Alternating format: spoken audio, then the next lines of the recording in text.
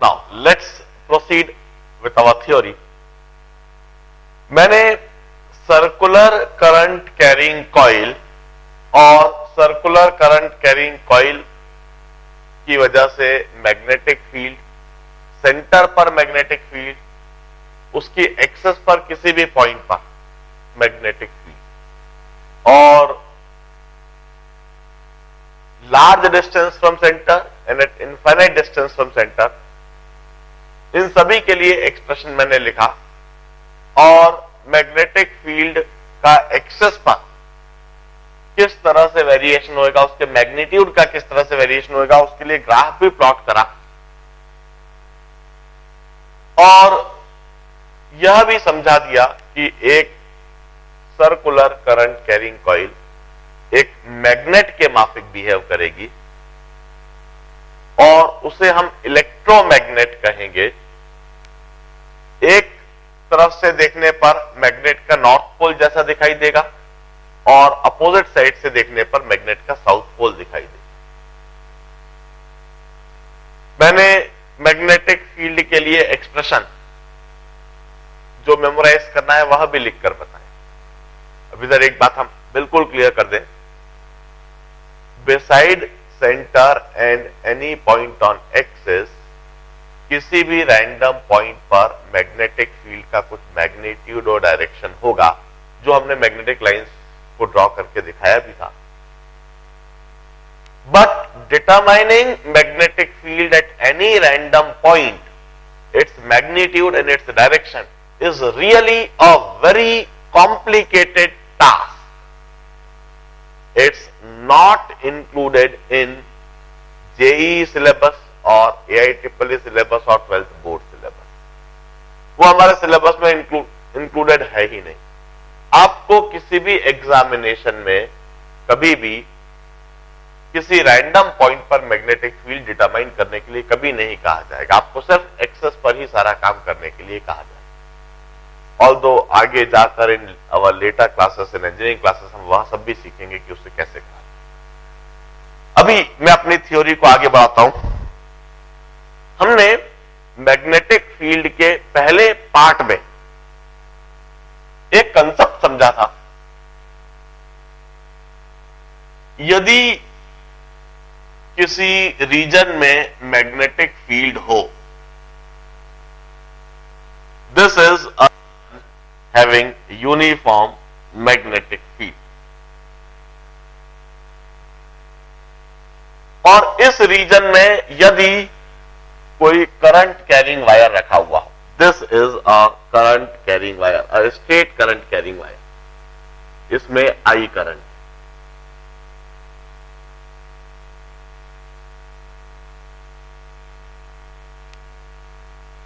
this is a region having uniform magnetic field B,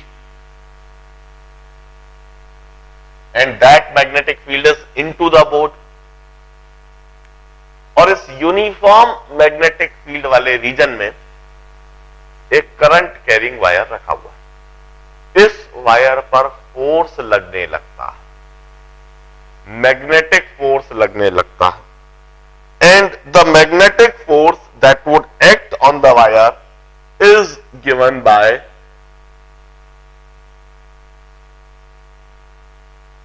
I into L cross B.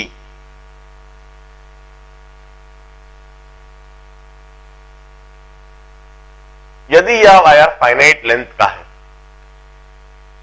और इसकी length L है, तो इस wire पर मैग्नेटिक फोर्स लगने लगता है।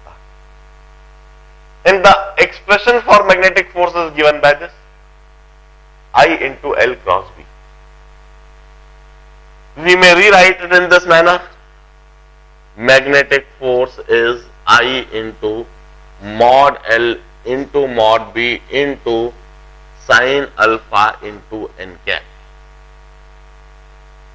Here alpha is this length must be measured along the direction of current, and alpha is angle between the length of wire along the direction of current and the field vector. इस case में 90 degree है।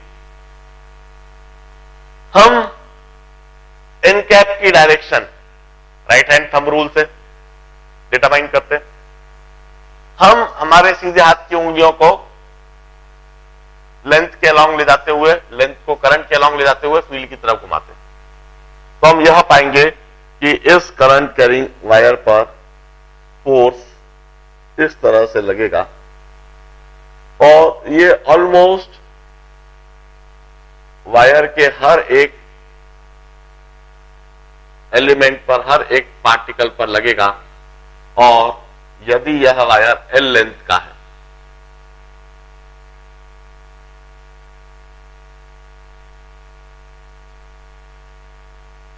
यदि यह wire L length का है,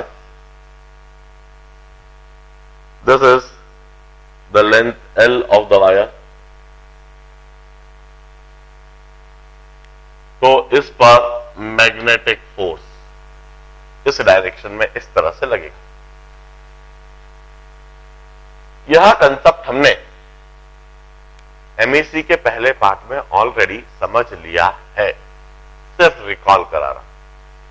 और ये MEC का भी जो दूसरा पार्ट हमने समझा है, magnetic field due to current, इसमें हमने समझा है कि यदि कोई सा भी करंट कैरिंग वायर है, if we have got a current carrying wire,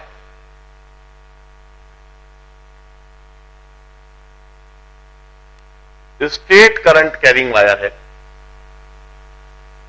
this is a straight wire and current in the wire is I,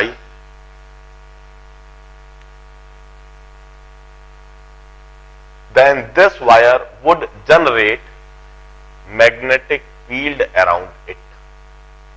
यह वायर अपने चारों तरफ मैग्नेटिक फील्ड जनरेट करने, और इस वायर के द्वारा जनरेटेड मैग्नेटिक फील्ड क्या होगी?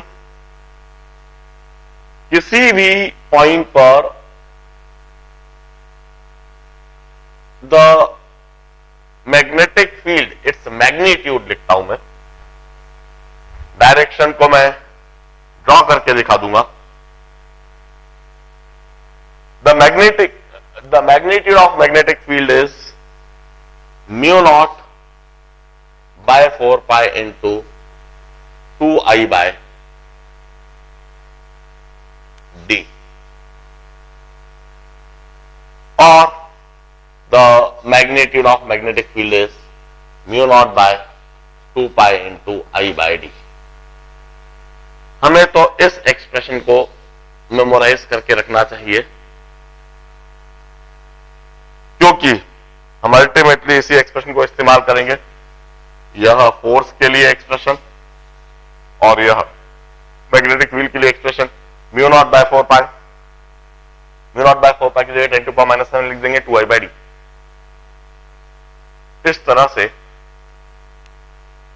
एक करंट कैरिंग वायर अपने चारों तरफ मैग्नेटिक फील्ड जनरेट करता है। इस मैग्नेटिक फील्ड की डायरेक्शन क्या होती है? The direction of magnetic field is by right hand thumb rule. हम सीधे हाथ से इस वायर को पकड़े और अंगूठे को करंट की डायरेक्शन में रखें।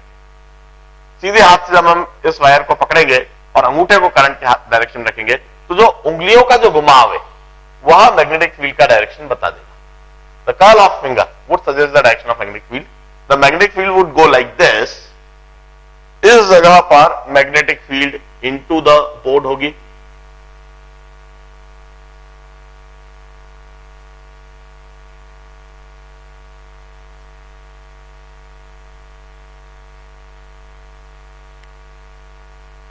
और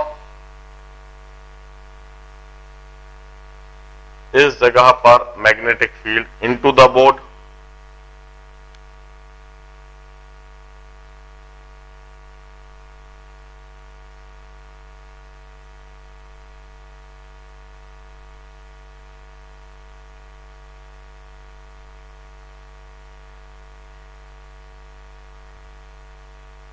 और इस जगह पर magnetic field outward the board.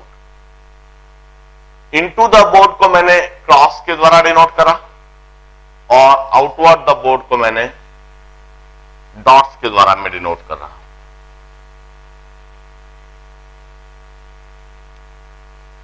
इस तरह से magnetic field toward the board. अब एक बात और आप जरा ध्यान से देखें, जब मैं क्रॉस और डॉट ड्रॉ कर रहा हूं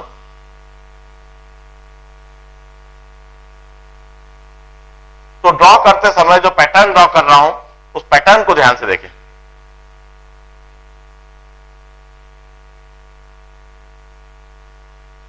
क्लोज टू वायर मैंने क्रॉस और डॉट्स के बीच में स्पेसिंग कम रखी है। वायर के करीब इधर क्रॉस मैंने काफी कम स्पेसिंग पर ड्रॉ करें। हम वायर से जब दूर गए तो क्रॉस की स्पेसिंग थोड़ी बढ़ा दी, और दूर गए तो क्रॉस की स्पेसिंग थोड़ी और बढ़ा दी, और दूर गए तो थोड़ी स्पेसिंग और बढ़ा दी, और दूर गए तो स्पेसिंग और बढ़ा दी। ऐसा मैंने क्यों करा? Because magnetic field generated by this wire is not uniform, it's decreasing as we go away from the wire. यदि हम क्रॉस को यूनिफॉर्म स्पेसिंग के साथ में बना रहे हैं, ये पूरी तरह से यूनिफॉर्म स्पेसिंग, इसका मतलब magnetic field into the board, और वो यूनिफॉर्म मैग्नेटिक फील्ड। मगर इस जगह पर मैग्नेटिक फील्ड नॉन यूनिफॉर्म है। इधर मैग्नेटिक फील्ड ज्यादा है क्योंकि यह पॉइंट वायर के करीब है। हम वायर से और दूर गए तो मैग्नेटिक फील्ड कम हो गई, इसलिए स्पेसिंग बढ़ा दी। थोड़ा और दूर गए तो मैग्नेटिक फील्ड कम होती गई। इस तरह से मैग्नेटिक फील्ड वायर से दूर जाने पर कम हो रही। मगर एक बात देखें, हमने इस डायरेक्शन में क्रॉस की स्पेसिंग जब हम वायर से एक फिक्स दूरी पर देखते हैं तो यहां पर हमने क्रॉस की स्पेसिंग बिल्कुल भी चेंज नहीं करी। कहने का मतलब है वायर से फिक्स दूरी पर, यह जो दूरी d है, वायर से इस d की दूरी पर किसी भी पॉइंट पर मैग्नेटिक फील्ड की वैल्यू, उसका मैग्नीट्यूड बिल्कुल फिक्स है, and that magnitude of magnetic field would be given by this expression. हम किसी भी पॉइंट, यदि हम इधर देखें तो इस पॉइंट पर मैग्नेटिक फील्ड, इस दूरी पर मैग्नेटिक फील्ड की वैल्यू बिल्कुल फिक्स रहेगी। इनमें से किसी भी पॉइंट को ले लें। हम कहते हैं स्ट्रेट वायर के लिए मैग्नेटिक लाइंस ऑफ फोर्स किस तरह से घूमेंगी? वह इस तरह से घूमेंगी।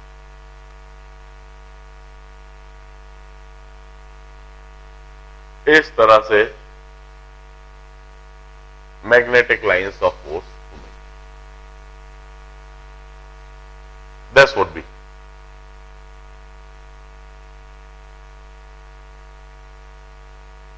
इस तरह से magnetic lines of force curl करेंगे। अब अगले आर्टिकल को बड़े ध्यान से समझना। मैग्नेटिक फील्ड में वायर पर, करंट कैरिंग वायर पर फोर्स लगता है, और करंट कैरिंग वायर वो स्वयं ही मैग्नेटिक फील्ड भी जनरेट करता है। यदि दो करंट कैरिंग वायर को एक दूसरे के पैरेलल रख दिया जाए, एक वायर में करंट I1 है और दूसरे वायर में current I2, this are two infinite long parallel wires carrying current I1 and I2 placed at a separation of D। दोनों वायर को D के सेपरेशन पर रखा हुआ है।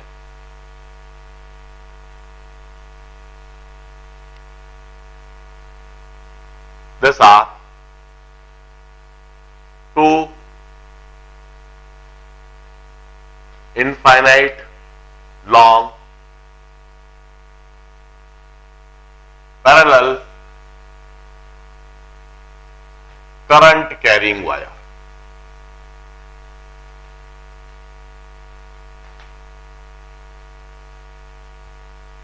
अब हम कहेंगे किसी भी तरह से सोचे, जैसे कि यह वायर जिसमें करंट I1, इस वायर की वजह से d की दूरी पर मैग्नेटिक फील्ड और उस मैग्नेटिक फील्ड की यह वैल्यू और उस मैग्नेटिक फील्ड में रखा हुआ दूसरा एक करंट कैरिंग वायर। तो इस वायर पर मैग्नेटिक फील्ड की वजह से, I1 के मैग्नेटिक फील्ड की वजह से फोर्स लगने लगना चाहिए।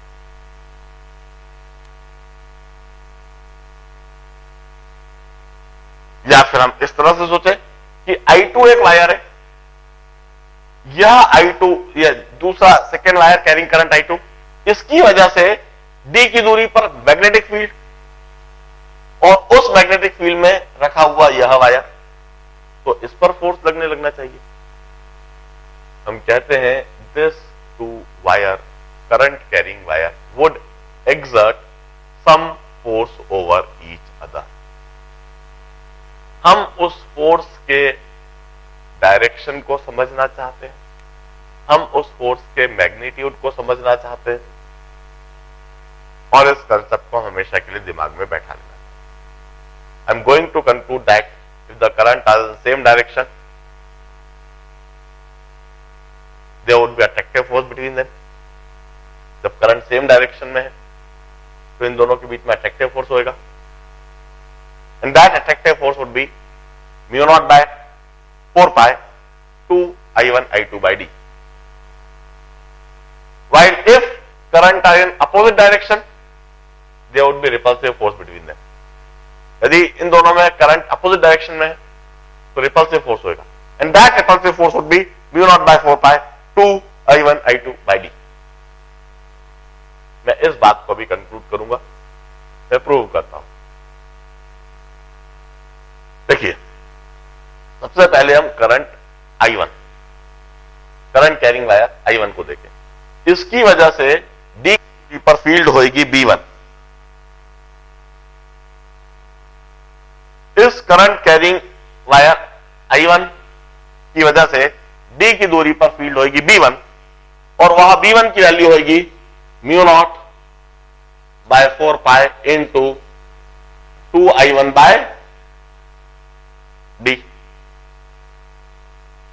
यह एक्सप्रेशन लगा दिया। उसका जरा डायरेक्शन को भी देख ले।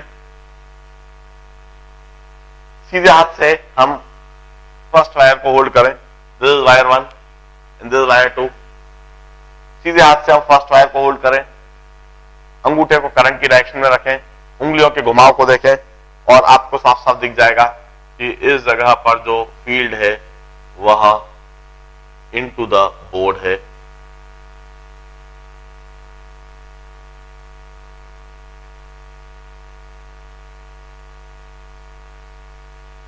फील्ड इनटू द बोर्ड है वायर 1 की वजह से, और उस फील्ड का यह मैग्नीट्यूड है। फील्ड का मैग्नीट्यूड लिखा हुआ है और फील्ड की डायरेक्शन मैंने दिखा दी है, और इस फील्ड में यह एक वायर रखा हुआ है। मैं इस वायर की एक डीएल लेंथ कंसीडर कर लेता हूं।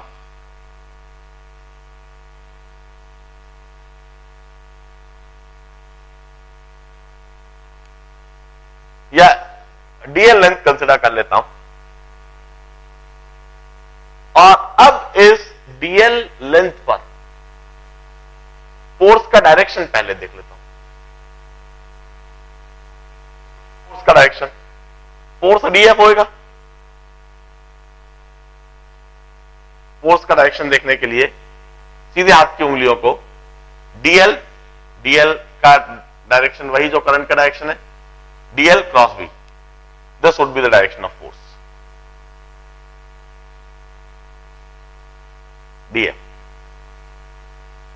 डीएफ 1 लिखता हूं। dF1. dF1 is force due to force on this DL element due to current in wire 1. अब इस dF1 के लिए एक्सप्रेशन लिखता हूं. dF1 would be, इधर लिखूंगा I into DL cross B. I into DL cross B, or this dF1 would be I into mod of DL into mod of B into sin 90. sin 90 क्यों? क्योंकि DL board के along है, field board के perpendicular है, into N cap. DL board के along, field board के perpendicular.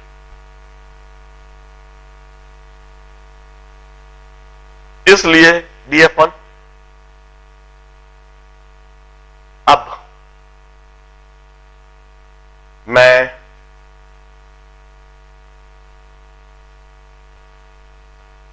इस article को साफ कर दूं.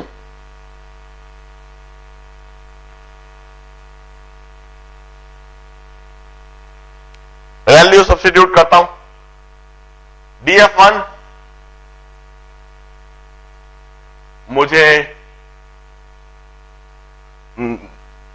डायरेक्शन से कोई खास मतलब नहीं है, डायरेक्शन मैंने पहले इंडिकेट कर दिया है, और इस डायरेक्शन को इंडिकेट करके मैंने यह बता दिया है कि यह वायर इसे अपनी तरफ खींचेगा, मतलब अट्रैक्टिव फोर्स.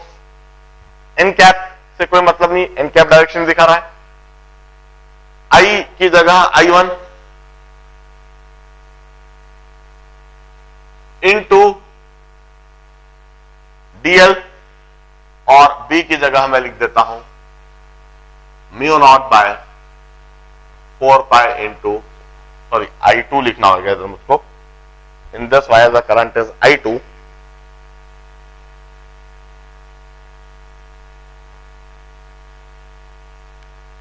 और फील्ड जो है that is mu not by 4 pi into 2I1 by D.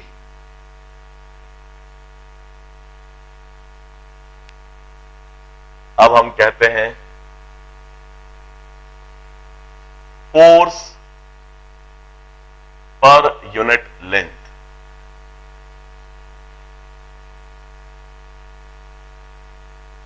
is dF1 by dL. dF1 by dL. This force per unit length is mu naught by 4 pi into 2I1 I2 by D.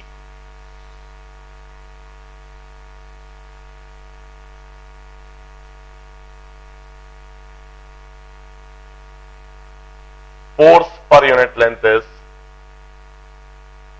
this.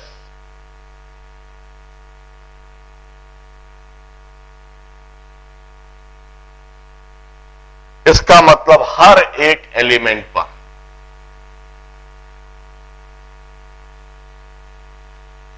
Wire 1 की वजह से wire 2 पर इस तरह से attractive force लगेगा.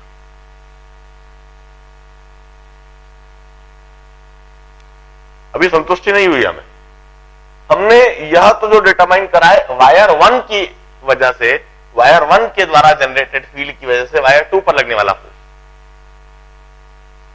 क्या wire 2 भी वायर 1 पर इतना ही फोर्स लगाएगा? According to Newton's third law, to every action equal and opposite reaction. इसका मतलब जितना फोर्स वायर 1 वायर 2 पर लगा रहा है उतना ही फोर्स वायर 2 को भी वायर 1 पर लगाना चाहिए. यहां न्यूटन थर्ड लॉ है, निश्चित आना चाहिए। Let's verify. अब हम वायर 2 को देखते हैं, वायर 2 जिसमें करंट I2 है। वायर 2 की वजह से हम मैग्नेटिक फील्ड लिखते हैं, वायर 2 की वजह से हम मैग्नेटिक फील्ड लिखते हैं, और वह मैग्नेटिक फील्ड मैं लिखता हूं B2। मैं पहले डायरेक्शन देख लूं, डायरेक्शन देखने के लिए क्यों ना मैं वायर 2 को इस तरह से सीधे हाथ से होल्ड करूं, अपने अंगूठे को करंट I2 के डायरेक्शन में रखूं, उंगलियों के डायरेक्शन को देखूं, मुझे उंगलियां इस तरह से घूमती हुई दिख रही है, मतलब वायर 2 की वजह से इस पॉइंट पर magnetic field outward the board होगी, magnetic field outward the board.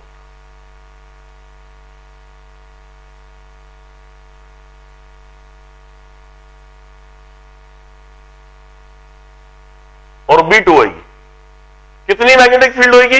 Once again straight current carrying wire की वजह से मैग्नेटिक फील्ड का एक्सप्रेशन लिखा है हमने, mu not by 4 pi into 2 I2 by D. D की दूरी पर है, mu not by 4 pi y by D, A2 by D होगी। अब इस मैग्नेटिक फील्ड की वजह से इस जगह पर जो मैग्नेटिक फील्ड बनी है, जिसकी यह मैग्नीट्यूड है, इस जगह पर स्ट्रेट करंट कैरिंग वायर रखा हुआ है, स्ट्रेट करंट कैरिंग वायर जिसमें करंट I1 है, इस पर फोर्स लगने लगेगा। हम इसका एक DL लेंथ ले लेते हैं, हम इस वायर पर एक DL लेंथ ले लेते हैं, यह DL लेंथ ले लिया, जिसमें DL की यह डायरेक्शन है। अब इस पर DF1 फोर्स डिटरमाइन करते हैं।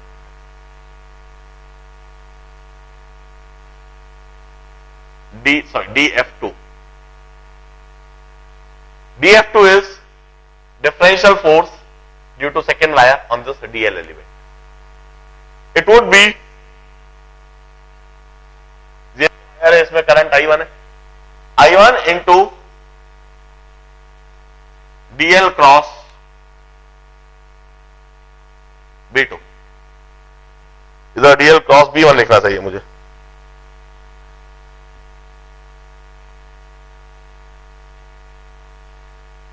और this DF2 is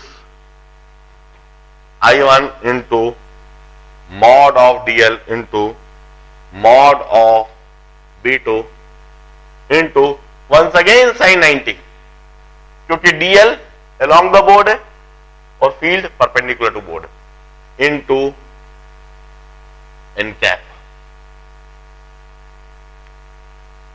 मैं n कैप में नहीं उलझना चाहता, मैं वेक्टर में नहीं उलझना चाहता, उसके डायरेक्शन को पहले से देख लेता हूं।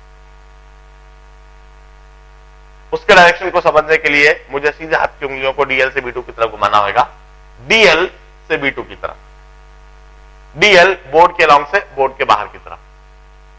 फोर्स मुझे इस तरफ दिख रहा है, इस एलिमेंट पर जो फोर्स है that is in this direction like this, DF2।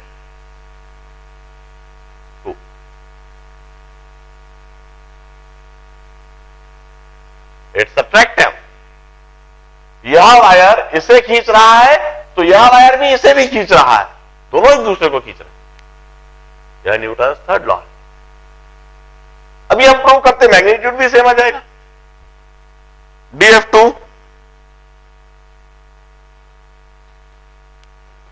सिर्फ मैग्नीट्यूड देख रहा हूं मैं,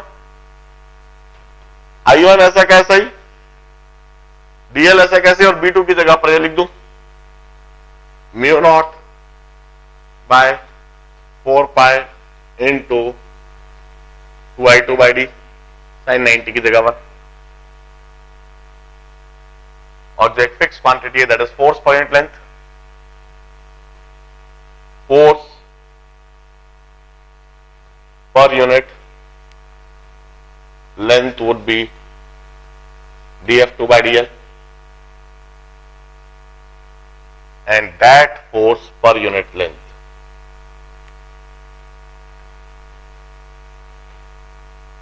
is once again observe dF2 by dl is mu naught by 4 pi into 2I1 I2 by d. It's the same as the previous result, mu naught by 4 pi into 2I1 I2 by d. It means ऐसे हम कोई से भी element ले लें, सभी element पर force same आना है और फोर्स पर unit length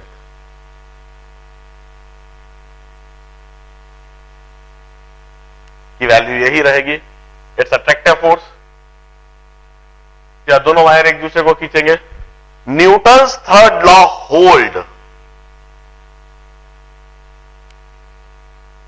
Newton's third law hold. इस जगह पर मैं यह लिखता हूं, it's attractive force if current in same direction. Its attractive force if current in direction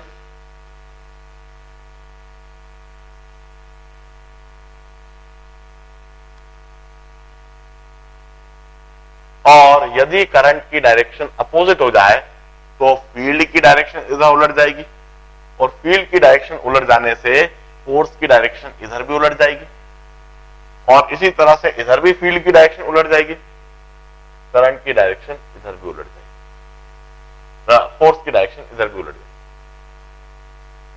it's repulsive force if current in opposite direction while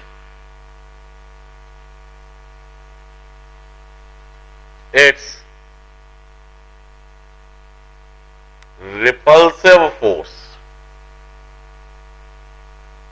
if current in opposite direction. यदि current opposite direction में हो जाए तो यह repulsive force होगी. बड़े ध्यान से इस चीज को देख ले. यदि करंट अपोजिट डायरेक्शन में हुआ तो इधर करंट इस डायरेक्शन में तो फील्ड की डायरेक्शन तो सेम है, मगर करंट अपोजिट हो जाने से डीएल की डायरेक्शन उल्टेगी और डीएल की डायरेक्शन उलट जाने से फोर्स की डायरेक्शन उलट जाएगी. जबकि इधर फील्ड की डायरेक्शन उलट जाएगी, करंट की डायरेक्शन सेम है, डीएल की डायरेक्शन सेम है, फील्ड की डायरेक्शन उलट जाने से फोर्स की डायरेक्शन उलट जाएगी. जरा एक बार वेरीफाई करके देख ले. मैं इधर ड्रॉ करके दिखा देता हूं. करंट I1 ऐसा और I2 ऐसा. This is I1 and this is I2. इधर फील्ड इनटू द बोर्ड और डीएल नीचे की तरफ, फील्ड ऐसे की तरफ, तो फोर्स ऐसे लगने लगेगा.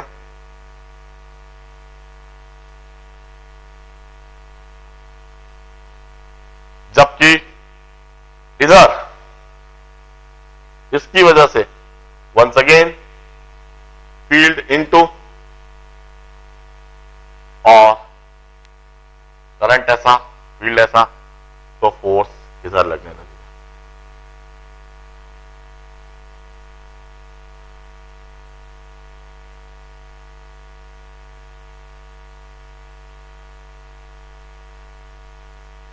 Note down this article thoroughly. A very interesting article, and you would come across number of problem over this article. Frequently, इस article का इस्तेमाल होता है. If any doubt, ask me.